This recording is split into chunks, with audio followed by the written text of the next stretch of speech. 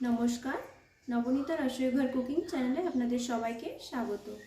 আজকে আমি এক মাছের রেসিপি নিয়ে চলে এসেছি, সর্ষে বাংলা।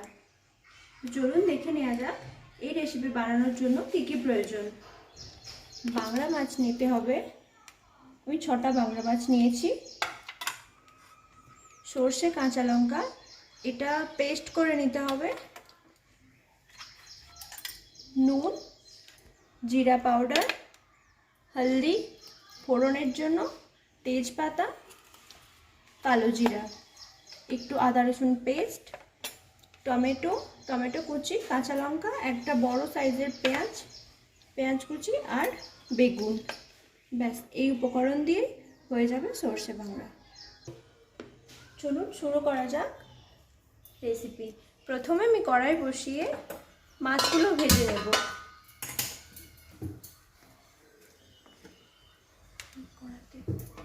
প্রথমে আমি কড়াই তেল দিয়ে মাছগুলিকে ভেজে নেব।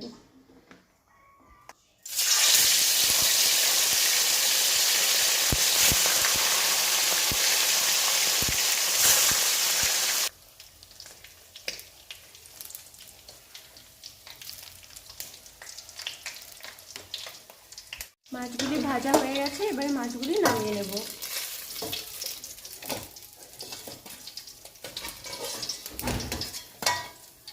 এই তেলে এবারে আমি ফোড়নের জন্য তেজপাতা,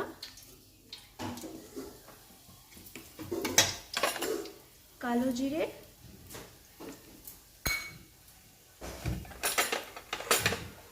কাঁচা লঙ্কা ও পেঁয়াজ কুচি দিয়ে দেবো। পেঁয়াজগুলোকে ভাজতে থাকবো লাল হওয়া পর্যন্ত।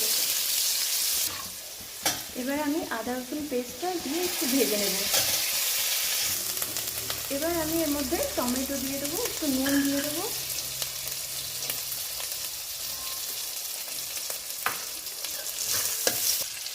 আমি হলদিটা দিয়ে নেবো আর জিরে ভাজাটা দিয়ে দেবো।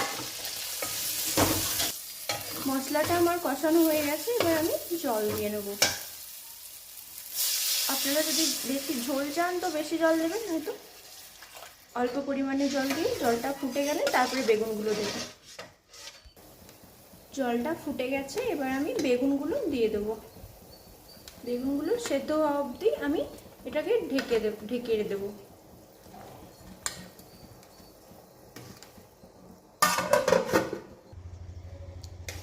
বেগুনটা আমার সেদ্ধ হয়ে গেছে, এবার আমি মাছগুলো দিয়ে দেবো ঝোলে।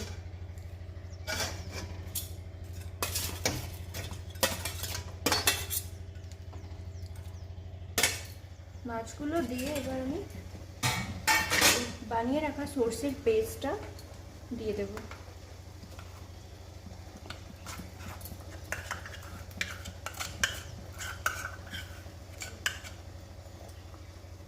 দিয়ে 2 মিনিট ঢেকে দিতে হবে। ঢেকে দিয়ে গ্যাস বন্ধ করে দেবো। হয়ে গেছে আমার এটা সর্ষে বাংলা মাছের ঝোল। আপনারা এটা বানাবেন এবং সবাইকে বানিয়ে খাওয়াবেন। ভিডিওটি যদি আপনাদের ভালো লাগে তাহলে লাইক, শেয়ার অ্যান্ড সাবস্ক্রাইব করুন। দেখা হচ্ছে পরের এক ভিডিও নিয়ে।